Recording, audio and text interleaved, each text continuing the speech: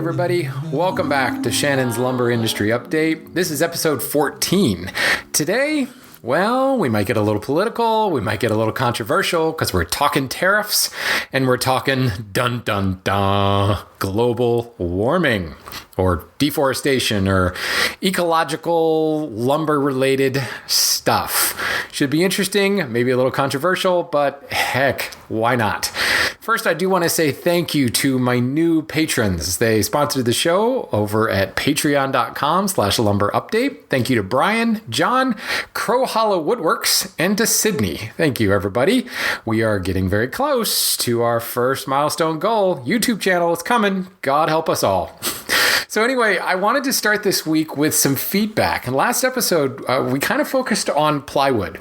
And Jay wrote in, actually Jay's got a couple of points, both on plywood, but then also on Shishugibon. But first and foremost, he said, in your plywood episode, what I see as a big difference that you didn't mention between Baltic birch and apple ply, and he puts both of those in quotes, and any of the like form factor, is that 5 foot by 5 foot versus the 4 by 8 sheet size.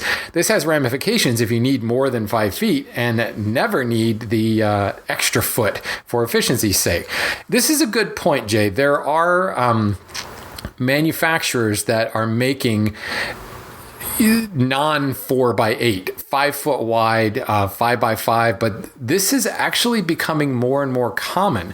So I don't really draw a distinction here between any of the manufacturers. You will find the brand Baltic birch, you'll find apple ply, you'll find all kinds of stuff made by States Industries that is in a variety of sizes. You can get 12-foot long plywood for that matter. As with everything with plywood, it comes down to how much do you need. You're not going to be able to get a manufacturer to make a single sheet of 5 by 12 foot. Unless they already have a line up and running producing that, and you can take a sheet off that existing manufacturing line, they're not going to set up a new line and run and press all that stuff for just a couple of sheets. But if you're buying a truckload, they can do all kinds of stuff. Certainly there are limits to, the sizes of the press, size of the line, the size of veneer logs and things like that. But 4 by 8 plywood sheets are made quite a bit larger than that, and they are cut down to the 4 by 8 size. For that matter, the 5 by 5s, the 5 by 10s, they're all cut down to that particular size. So as with everything in a manufactured product, if you've got the wherewithal to buy in bulk, you can do all kinds of magic things. Jay then goes on to say that as for the burnt wood, using the Japanese name seems to be more of a designer fad. Man has been burning wood, weapon tips, etc., since we mastered fire, way longer than decorative finishing, for the purposes of hardening and durability. Further, it may have been, quote, finished by animal fats, either unintentionally or otherwise. It's a very good point. Now, one may question, though, the Japanese have been doing it for thousands of years. So, yeah, you can go back tens of thousands of years and see, people using fire to harden weapon tips and things like that. But there's no doubt it is most definitely a designer fad at this point. It is a luxury designer finish. And actually, where I work, we are characterizing it as a finish. It is not, a milled service we're offering. It's a finish offering, just like priming and painting or clear coating. It is entirely a finish. And oh my God, is it so in vogue right now, to the point where we talked about the whole Shishugibon versus Yakasugi. We're actually seeing both of those terms thrown around, tied with other terms as actual branded products. Here's the company that makes Yakasugi branded siding. And it's funny because, as we learned in a couple episodes ago, Yakasugi is actually what the Japanese call it. So, oh yeah, with all this stuff, it's all designer fad. Some architect, some interior designer saw it, liked it, and then someone else saw it and liked it, and now it's a huge, huge fad. So such is life, right? Ryan then went on to say that he had actually tried a Shishugibon on a project before, and he said he used a small propane blowtorch as well as that larger flamethrower style that you hook up to a propane tank. Man, that thing is like hand lighting a jet engine. That sounds like fun. I think the technique looks awesome, but you really have to plan out your project and account for the fact that any small touch-ups you do post-finishing might expose fresh wood and be undesirable, like really undesirable if you think about about it. Like dark black chard, suddenly the tiniest little bit of lighter as you sanded will stick out like a sore thumb. It's a very good point. Another thing you have to think about is some of the heavily charred finishes, like the gator finishes. You could actually flake off a whole chip of it, and then you've got this, really, really big piece showing. Now, there are some finishes that will actually go a little bit deeper. The finish is not quite skin deep, but you got to be careful there. You burn it too much, and you have a very delicate product left over. Anyway, Ryan goes on to say another huge factor that you mentioned is the rapid expulsion of any moisture in the wood. I found that burning a section, then quickly spraying that section down with a water bottle did the best job at reintroducing a base level of moisture back into the wood so that it doesn't change shape too much. And this is something that you don't hear a lot of people talking about. If you are going to be doing shishugimon on your own project, be very aware of what you're doing. You're creating a potato chip here, and you've got to keep the water nearby. And that's a really good solution, just using a spray bottle. You burn it, come back with a spray bottle, and just keep that process alternating back and forth. Another thing you can do is provide some even heating. If you are actually burning the piece and you've got it maybe set up on some risers, maybe 6 inches off of a reflective surface, like a bit of sheet metal or something like that, that can reflect heat back, it will kind of bake the underside. Now, it won't char the underside because it's not direct flame. It's reflective heat, convective heat, I guess is the word I'm looking for, that will heat up the other side and draw the moisture out there. So you can more evenly heat the piece. But now you're getting a little bit more production. If you're just doing this as kind of a one-off project, grab that water bottle and go to town with the mister and the flame all at once, and have a fire extinguisher nearby. That should go without saying, right? I haven't said that, but it should go without saying. So as we move on to industry news, this is really what is shaping this episode.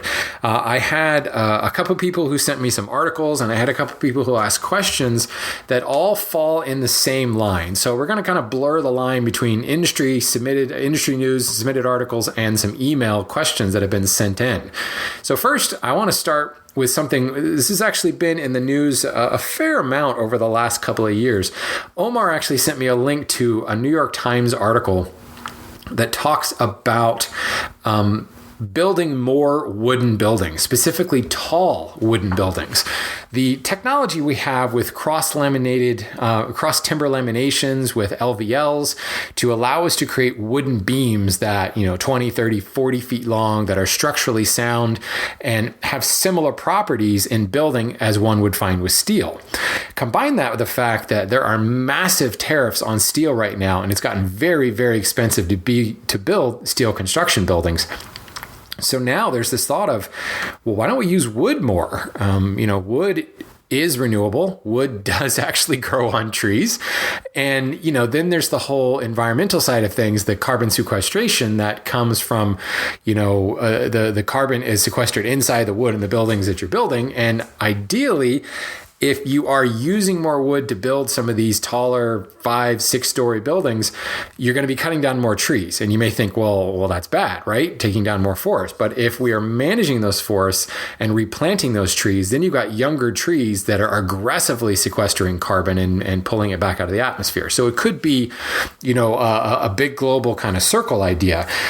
Leaving the environmental aspect out of it, wood buildings have become a lot more popular lately because of some of those managed forests and because of the actively, or I should say, well-managed forests are making the abundance of timber very, very obvious. We have a lot more timber for structural construction, structural pieces than we've had in the past. Some of this has been the recession put a slowdown on the building trade, and the sawmills were still trying to crank stuff out. But at the same time, there have been some long time good silvicultural practices here in North America that are producing a surplus of material in those construction grade type species. Now, when you start adding engineered manufactured type products like LVL and cross timber lamination pieces, or cross laminated timber, CLT is the official term, those are using more more types of trees, using less desirable trees that would not have worked for, a solid wood stud or a solid wood 2x something. Now it's comparable to like chipboard or OSB, where you've got, pulp and chips and things like that. It's not quite the same because you still have long grain strands in these laminated timbers, but you can get away with thin laminations to make these. So you can stretch the tree a lot further to make a totally different product that is super strong and overcomes the length engineering issues that steel does for us.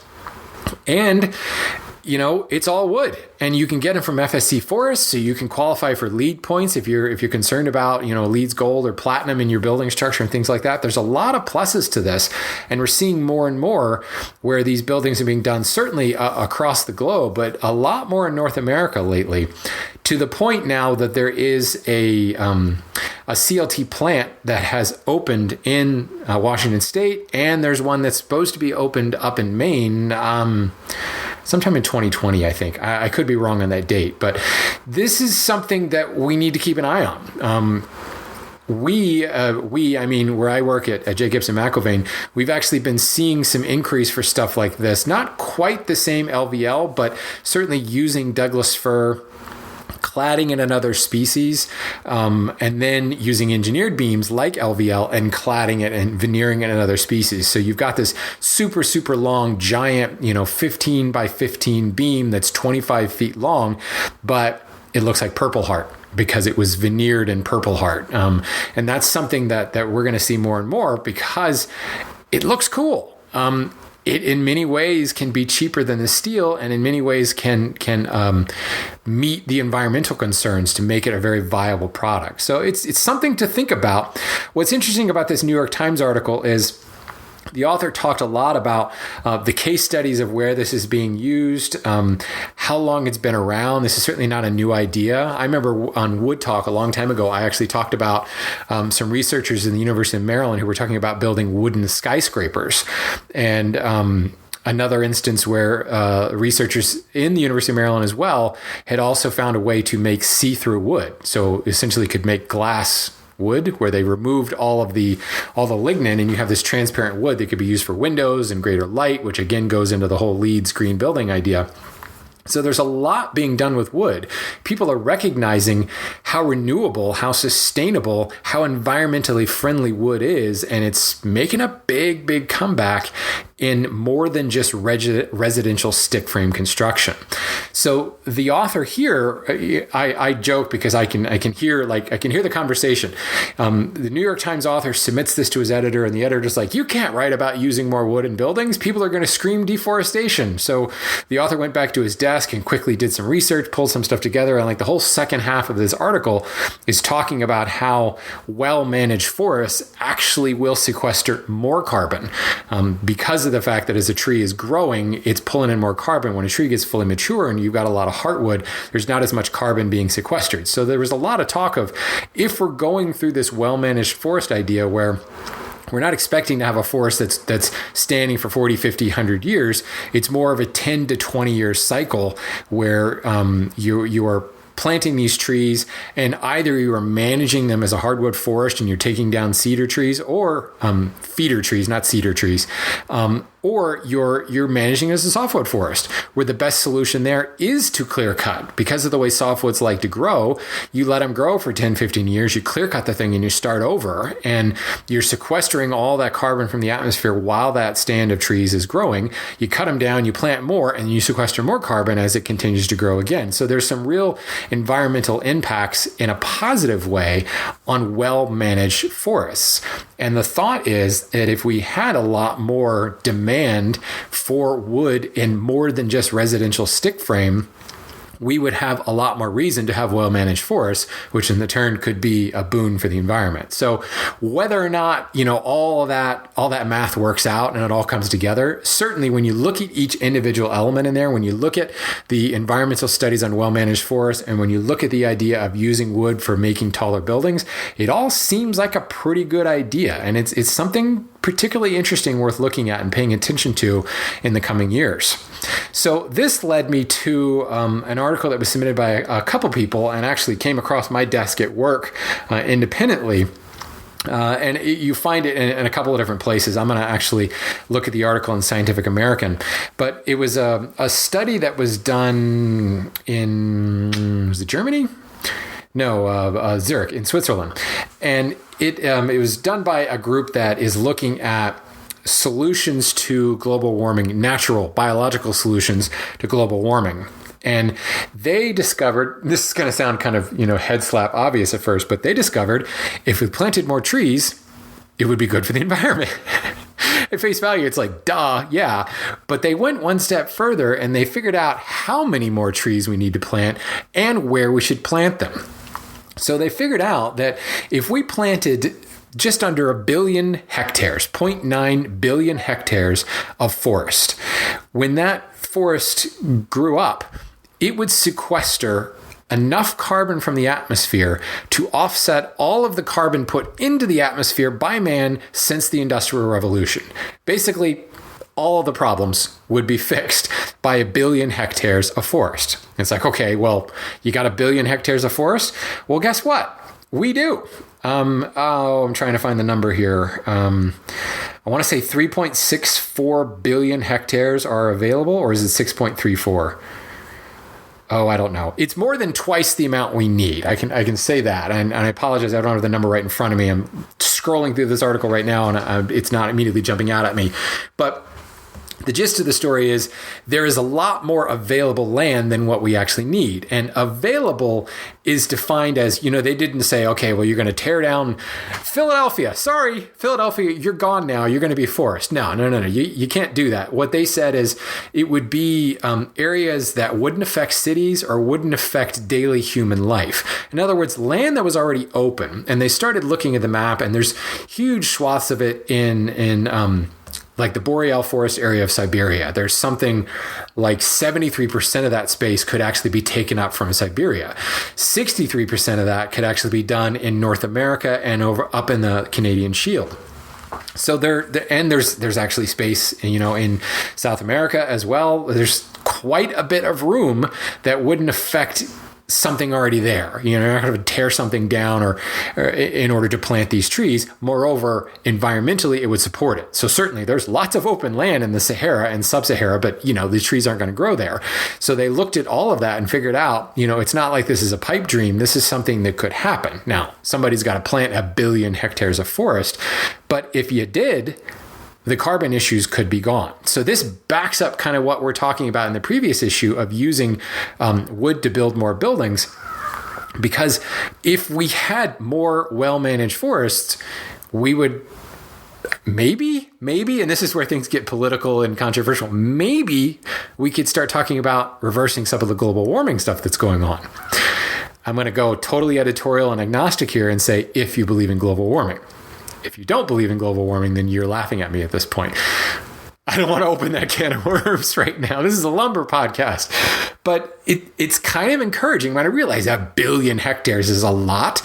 But when you think about what's available, moreover, and I think that where this study in Zurich goes a little not far enough is they just talk about planting a bunch of forests. Where I think that could go wrong is planting a bunch of forests and then wrapping a velvet rope around it and saying, okay, this forest is off limits to everything.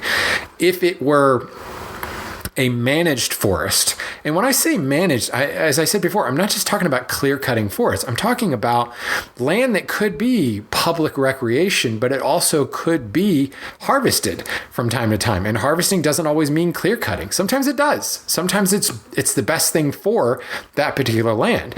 But when you look at the overabundance of horrible forest fires we've had from forests that are not being managed anymore, and that's how Mother Nature fixes overforestation and huge amounts of overgrowth and lots of really, really old trees that are dry and turning to tinder. it burns it down.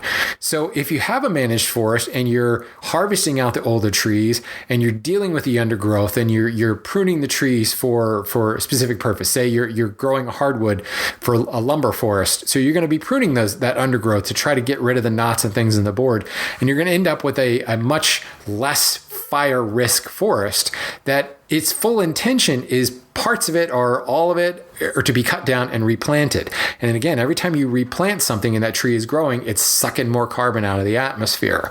And then when that log is turned into boards, that carbon is still locked up inside and you're using it for something else and you're pulling more and more out of the atmosphere. So again, combine these two stories together. You can talk about we need more forests, another 1 billion hectares of forest, and we need more lumber because we're going to be building more stuff out of wood. We have the ability to build things we've never built before, i.e. taller buildings, more commercial buildings out of wood. So we're going to need more wood. So 2 and 2 together, plant more forests, manage forests for even better carbon sequestration equals a lot more material to build with. So yay, right? Kind of interesting to have all of these stories come across my desk all at the same time. Now, that leads me to the idea that, why are laminated timbers and LVL, why are they even being looked at in the first place? Why are they gaining popularity? Well, as I said, steel has become very, very expensive because of tariffs put on it. Well, it's not all shiny happy in the wood world as well. Mike actually emailed me and said, I'm seeing a lot of bad news here in British Columbia about mill closures and production curtailments the past few weeks. I know you've talked before about tariffs and whatnot affecting softwood prices because most of the softwood in North America comes from Canada. Wondering what effect this will have on the prices. It can't be a good thing. Well, Mike, here's another can of worms to open. Tariffs in general. First, we'll talk about softwood tariffs. He's right. All of these LVL products and these laminated timbers, most of them are being manufactured in Canada. That's why I specifically brought up the point that they've opened a plant in Washington and now are planning to open one in Maine. That will try to help control the cost because the stuff that we're using now is coming from Canada and there are tariffs being put on it, making it more expensive. So, and I don't know the actual cost at this point now. But it's going to close that gap over how expensive steel has become. So you can look at it and say, I'm saving a whole lot of money using timber to build this building, but I've got to re-educate myself as an engineer, as an architect on what to do now that I'm using wood.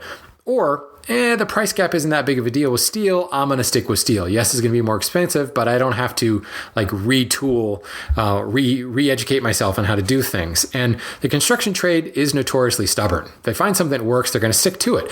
And rightfully so, right? We're all that way. You find something that works, especially if there's other people counting on you and there's building codes and there's lives at stake because the building could fall over if you don't know what you're doing. You stick with what you know. You stick with what works. So, you're going to drag people kicking and screaming into this wood commercial building market unless there is a really, really strong reason for that. And right now, that strong reason is it's much cheaper than steel. But is it? Because if it's being made in Canada and the tariffs being imposed on Canadian softwoods, in some instances, upwards of 30% can be offsetting that cost savings. And that is a real concern. And moreover, there's a lot of mills in Canada, just like Mike says, who are not handling it well. And they're closing up because they can't make a profit anymore. The long term of this, and we saw this about 8 years ago, more and more of these sawmills shut down, which means there's less and less material being produced.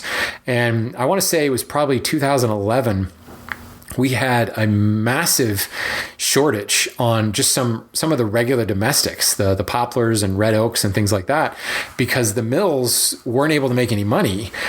They were losing money hand over foot, and mills that had been in business for hundreds of years closed down. And large producers of, large sawyers of domestic trees to make into hardwood and to make into softwood construction material. And suddenly we saw the net surplus that normally in poplar sits, or red oak rather, sits at around 11 billion board feet. That net surplus dropped below 6 billion board feet. Now, those numbers are huge, right? But when you think about the global demand and suddenly it's almost cut in half the global supply is almost cut in half. At the same time, the construction trade and the recession started to turn around and the construction industry started to pick up. But we had half the supply that was left. And there was a real crisis when suddenly cheap lumber like poplar and red oak, suddenly the prices started skyrocketing because there wasn't enough supply to meet the sudden demand. Now, since then, we've had quite a few mills that have reopened. We've had mills that have expanded their capabilities, and we've kind of picked up that near inventory. But this is a butterfly effect, right? And as we're seeing these softwood mills in Canada starting to close down, what is this going to mean for us long term? And if the whole idea of LVLs and larger buildings with engineered timbers takes off and there's a greater demand for it, yet there's a lot less mills in Canada producing it, you can see what happens. Suddenly that product cost is going to go through the roof and people are going to ditch the idea and go back to steel. Maybe they won't. It's hard to say. I'm certainly no economist, but one thing I've learned in working in the lumber industry is it is such a global thing to think about. That butterfly effect is so huge because, trees are grown all over the world and you've got that long time span to produce a product. You got to grow the tree and you got to saw it and you've got to transport it across the globe sometimes and do all the drying. So that incredible lead time before you have a product that's ready to sell, so much can affect that. Socio-political, environmental can change all of that. It's something to really think about. So expanding upon that tariff idea, I got a couple people who pointed me to a Wall Street Journal article about the kind of lumber mill crisis that's going on because as the U.S. has imposed tariffs on other countries, imposed tariffs on China, imposed tariffs on Canada. China is now striking back and imposing 25-30% tariffs on U.S. Imported lumber into China. So now what we're seeing is a drop of U.S. exported lumber to China has dropped over 40% in the last year. And you've got large companies, huge companies that are seeing a massive, massive hit to their bottom line.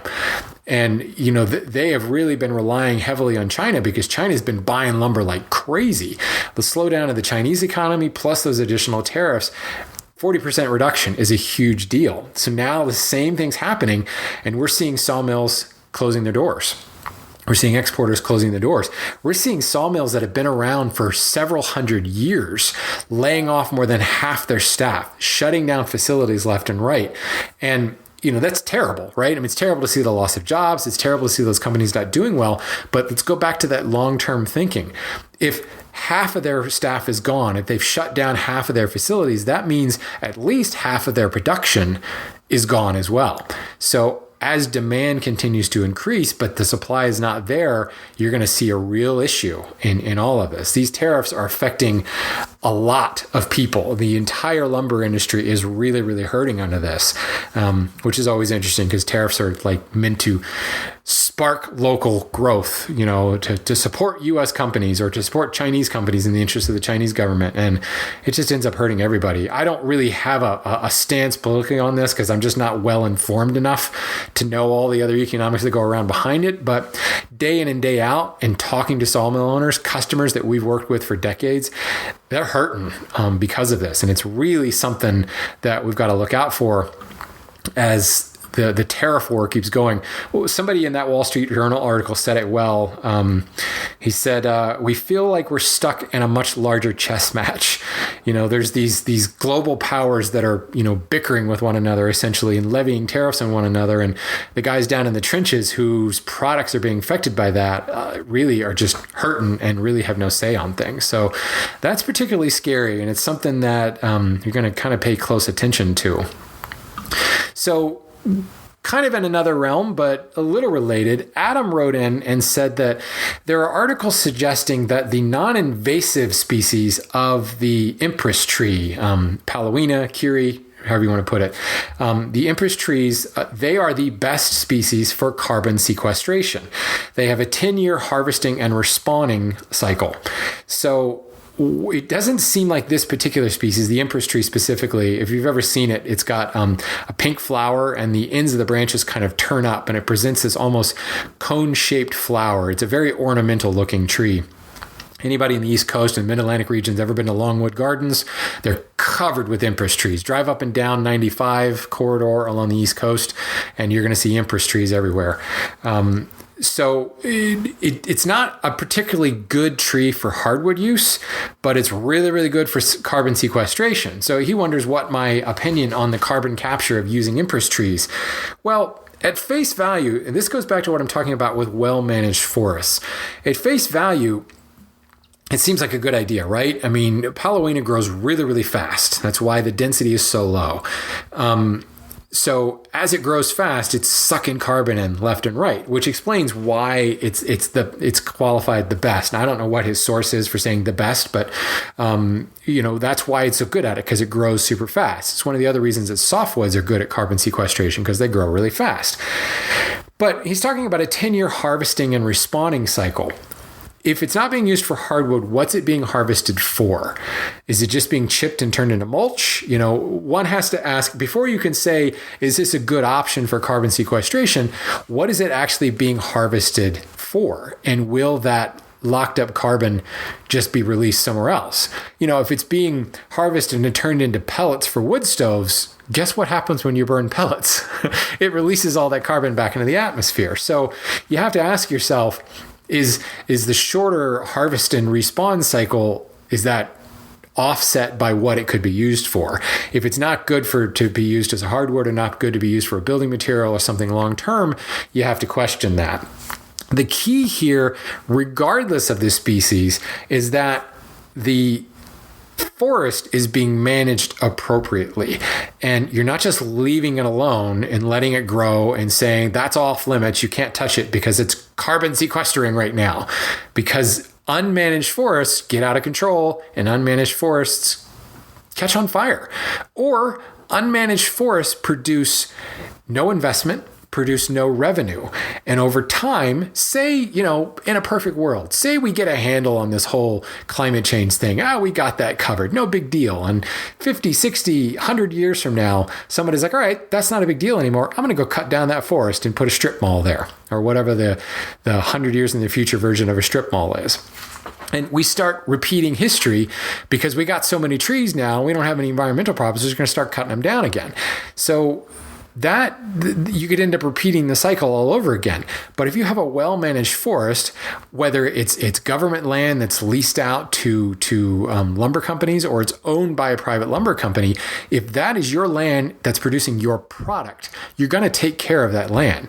You're going to manage it and make sure that it doesn't burn down. You're going to make sure that it's a healthy forest that's going to produce the best product for you, because it's an investment for you, and it's your bottom line. It's producing your product, which is your revenue. If you just plant a forest and say, don't touch it, nobody has any vested interest to take care of it.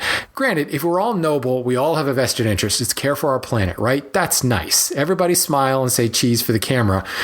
It doesn't work that way. I'm sorry, folks. And this is the problem we face in a lot of countries around the world who, they're just trying to stay alive. They're trying to put food on the table. They're trying to not die of starvation. So here's a tree over here that we just saw some gringo buy for enough money that could feed my family for the next month. What would you do? And you got to think about this stuff. Unless that tree has value, somebody's going to find a way to generate value. And that's why the number one cause of deforestation is not the lumber industry, but the cattle industry. Because, that tree is banned, that species is banned, that forest can no longer be cut down for trees. You can't log there anymore. All right, well, as the landowner, I'm going to sell it to this cattle rancher over here because he's going to give me a good price for it. He's going to cut down those trees and he's going to have pasture land for his cows. So again, the best way to help the environment, frankly, is to continue to use wood, to continue to buy wood, because the more we buy wood, the more demand for it, the more reason to take care of that investment, to continue to manufacture, if you will, lumber, to meet that demand. So it's again, butterfly effect, right? It all comes back to it. So are Palowina Empress trees a good idea? Maybe. It all depends on what that product is you're using it for. If you're just planting it and leaving it alone, I don't think it's a good idea. I don't care how good and how fast it sequesters carbon. Don't think it's necessarily a very good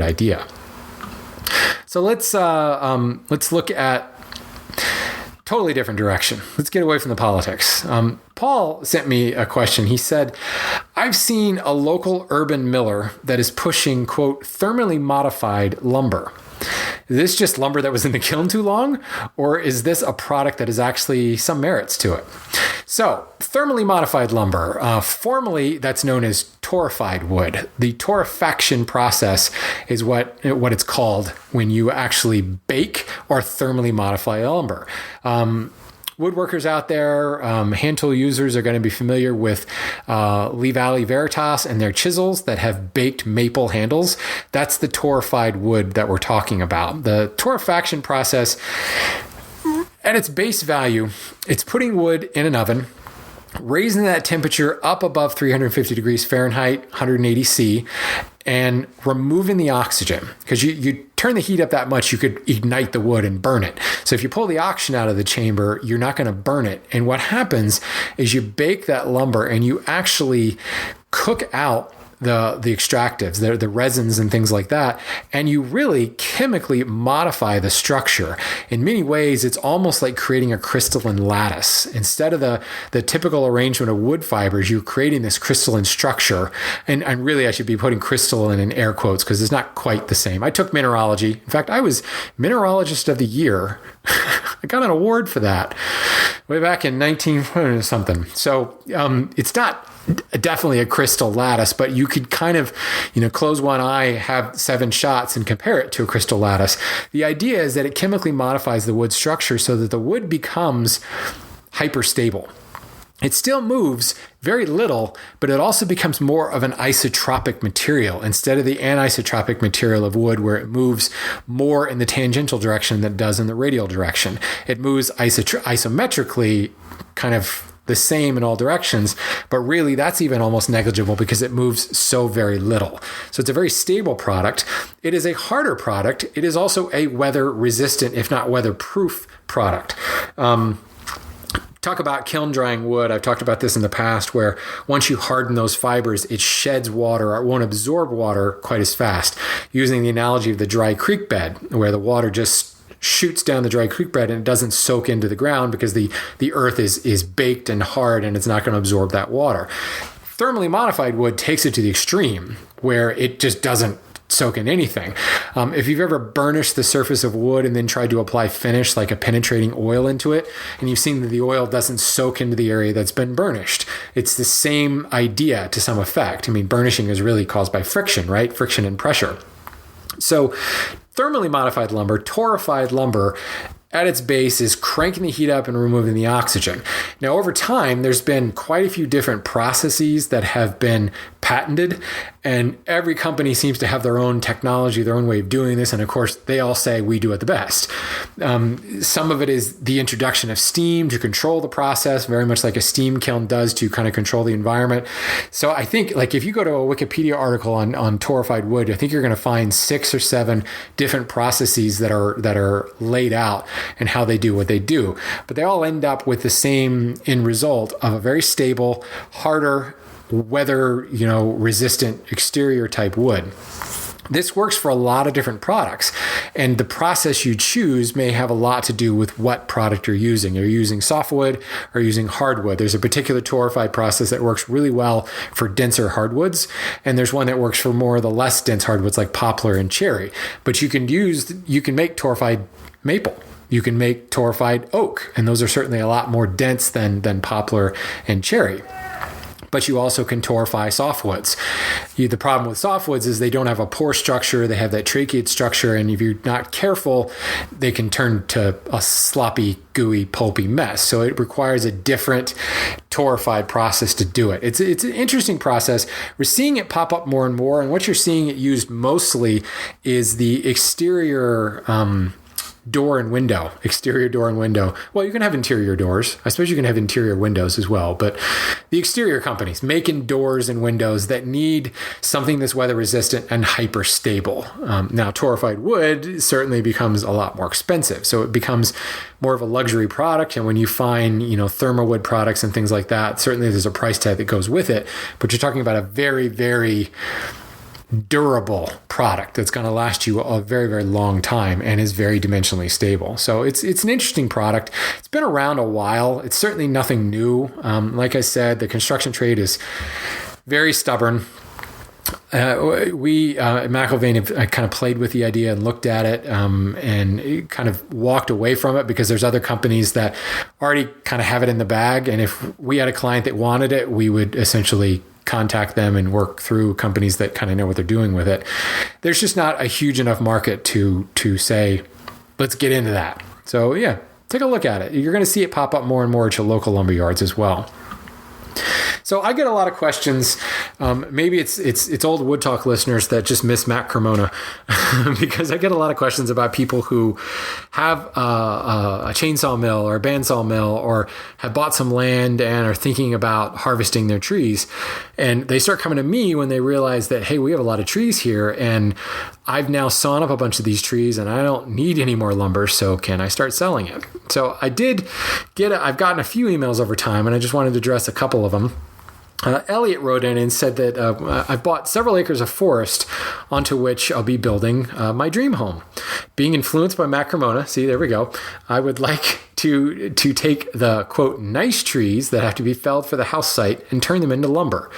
I can see for sure walnut, oak, and other hardwoods there, maybe a dozen or 24 that must go to make room for the house. How would we approach this? Do we hire Matt to haul his bandsaw mill to us 1,000 miles or so? Or are there folks like Matt Cremona locally who would come and do this? Do we have to ship the logs to a mill? I'm told there is a nice mill one state over, but is this even a pipe dream? So here's somebody that has land, has trees that are going to be felled. There's a reason to fell the tree. So that's the first thing. If you own the forest, just because you own the forest doesn't mean you need to go cut down the trees, right? You know, we love our trees. We love the shade. We love the forest and all the furry creatures that live in them. Let's not cut it down for the sake of cutting it down, you know? But these trees have got to come down in order to make room for a house. So, you know, how many trees? If you're talking 24 trees, that's a lot of lumber.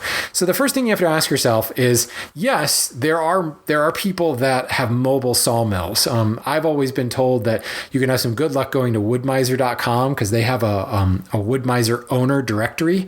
When you buy Woodmiser, you register it and you end up in the directory. So you can look up by zip code and find owners of Woodmisers in your neighborhood. And not all Woodmisers are mobile, but a lot of them are. Some of them can be put on a trailer. Some of them are built into a trailer. So the idea is that they show up, they pull into your backyard, they pull onto your land, they cut down the trees.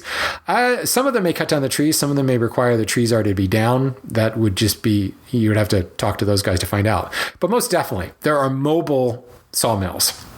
There are also companies who will pick up the log and take it to a mill. Certainly there's going to be more expense with that because of the transportation. They've got to have, crane and all that stuff.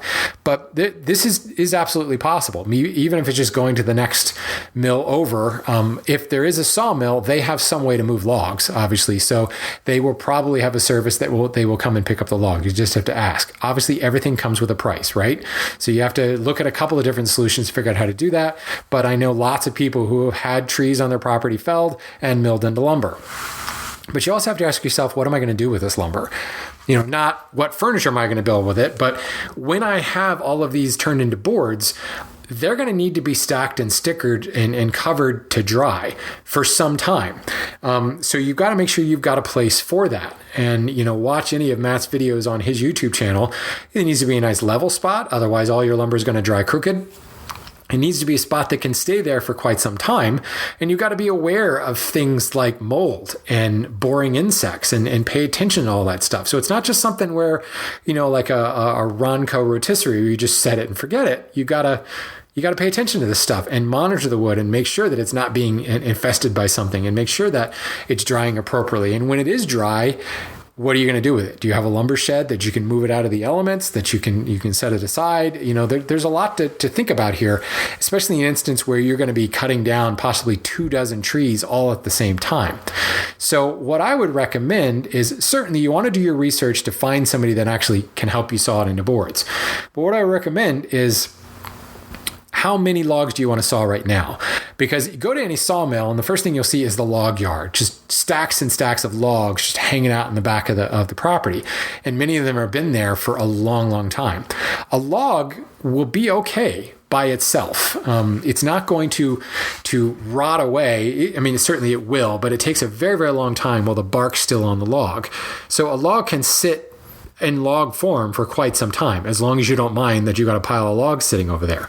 You do have to be a little cognizant of boring insects and things, but if the tree was felled in the winter, the sap won't be rising, so it's not going to be quite as sweet and tasty for the bugs, and you should be okay leaving it in log form for a while. Come and seal those ends. Use a latex paint, or if you want to get fancy, use an Anchor Seal wax-based product to seal the ends of the logs, and just leave them until you need them, and then saw the logs as you need them. That will kind of control the sheer volume of boards you've got stacked and stickered and flowing into your shop. So maybe it's 3-4 logs, but you also may be surprised just how little board you get out of a log. A lot of people will say 50 to 60% of that log ends up as waste. So, 24 trees is like, wow, that's a lot of lumber. Well, it may end up being half of the lumber that you think it will. So there's a lot to think about here, but most definitely it is not a pipe dream. There's no reason why it couldn't work. The other thing you have to think about is you will need some firewood. So that 40 to 50% of waste, that's probably going to make some really nice firewood for you. So good luck with that, Elliot. Now, in a different direction, Bo wrote in and says that I live in South Florida, where I mill a lot of exotic species that actually grow locally in our tropical climate. Cuban mahogany, Indian rosewood, monkey pod, etc. They're all in my backyard. And personally, I hear about this all the time. I have people calling me all the time saying, I have a Cuban mahogany tree. Do you want to buy it? So I know this is Bo saying, I know that it's tricky with exotic species covered under CITES, but this is all salvaged from planted ornamental trees. I'm not sure if there's a demand for Cuban mahogany or if I could even sell it because of the CITES regulation. So let's look about this. CITES refers to import and export. If the tree was harvested in the U.S. and you're selling it in the U.S., there is no CITES involved whatsoever. It is not illegal to fell and saw into boards a Cuban mahogany tree that grew in the U.S. and is being sold in the U.S. If you wanted to sell those Cuban mahogany boards south of the border to Cuba or to one of the Caribbean islands, that's where you have a problem. Now it becomes an export, and now you're exporting a CITES, in the instance of Cuban mahogany, a CITES Appendix 1 species, and you will not pass go and go straight to jail on that one. So it's weird about that, right? Because it seems like a loophole. But really, you have to think about this. He's right. The trees growing in that small area of Florida, where it's a good climate for these tropical trees, they are all ornamental yard trees. There's not groves and stands of forest here. It's 1 or 2 trees in somebody's yard. So by all means, if that tree is coming down, if you've been contracted to take that tree down, I would say go cut it down because, I got a Cuban mahogany tree. I'm gonna retire on that. You actually don't make that much money off logs. Think about the cost of a genuine mahogany board. It can be expensive, right? 4/4 genuine mahogany, 6 to 8 inch wide. Depending on where you are, could be $6 to $8 a board foot or more. Track that back to how many board feet do you get out of that log, how much effort went into drying it, went into sawing it, went into transporting it. Suddenly the cost per board foot in a log is down to like pennies.